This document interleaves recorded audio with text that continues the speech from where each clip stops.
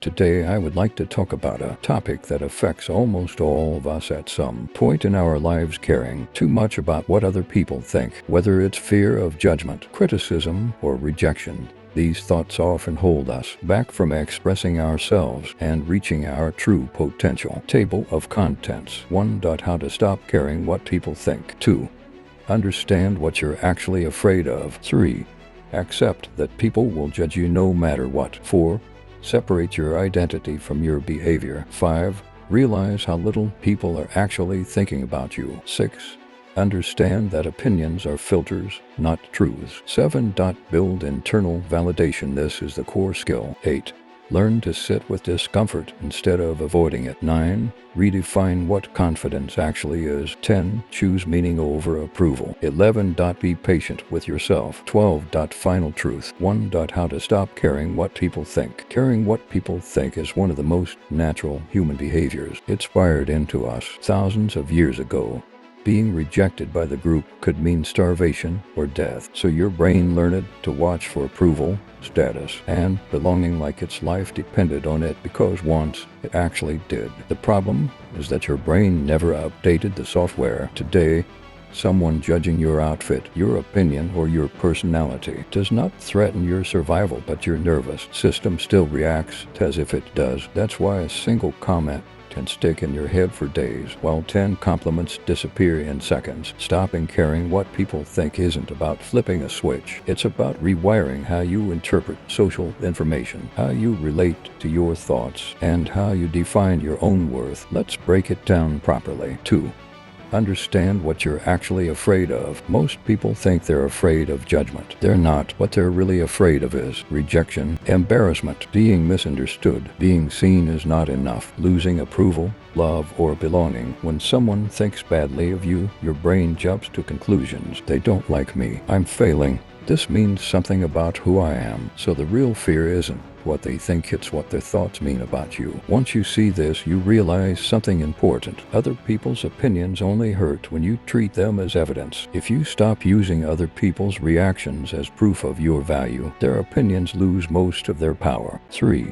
Accept that people will judge you no matter what. This is uncomfortable, but incredibly freeing. No matter what you do, some people will like you, some people will dislike you, some people won't care at all, some people will misunderstand you, some people will project their own issues onto you. If you're kind, you'll be called weak. If you're confident, you'll be called arrogant. If you're quiet, you'll be called boring. If you're loud, you'll be called annoying. If you improve yourself, you'll be called fake. If you stay the same, you'll be called lazy. There is no version of you that escapes judgment. Once you truly accept this, not intellectually, but emotionally, you stop trying to win social approval, because the game is unwinnable. Freedom comes from choosing which judgments you're willing to tolerate in exchange for being yourself. 4.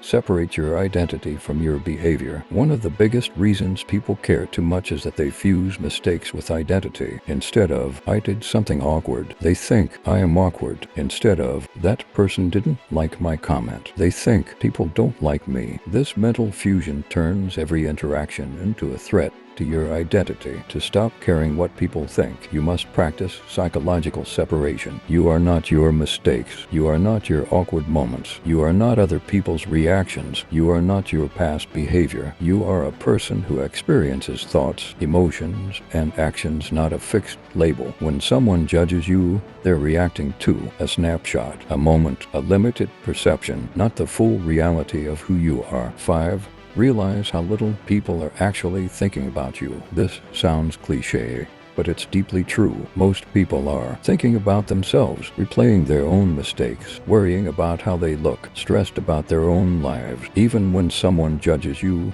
it's usually brief, inaccurate, influenced by their mood, forgotten quickly. That embarrassing moment you replay at 3 a.m., other people either didn't notice or forgot within minutes. Your brain dramatically overestimates your importance in other people's mental worlds. Once you accept that you are not the main character in everyone else's story, social anxiety loses its grip. 6.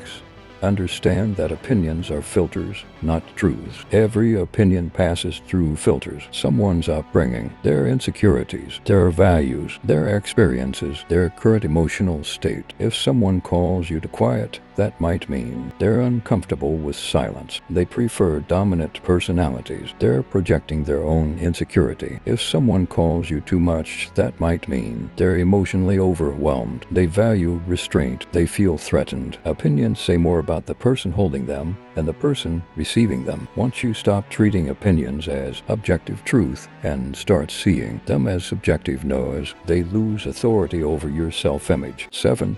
Build internal validation. This is the core skill. You cannot stop caring what people think until you stop needing their approval to feel okay. External validation is unstable. It depends on mood. It depends on context. It depends on people who don't fully know you. Internal validation means you decide what matters. You define your values. You approve of yourself even when others don't. Ask yourself, did I act according to my values? Was I honest? Was I respectful? Did I try? If the answer is yes, then disapproval becomes information, not a verdict. This doesn't mean ignoring feedback. It means choosing which feedback deserves weight. 8.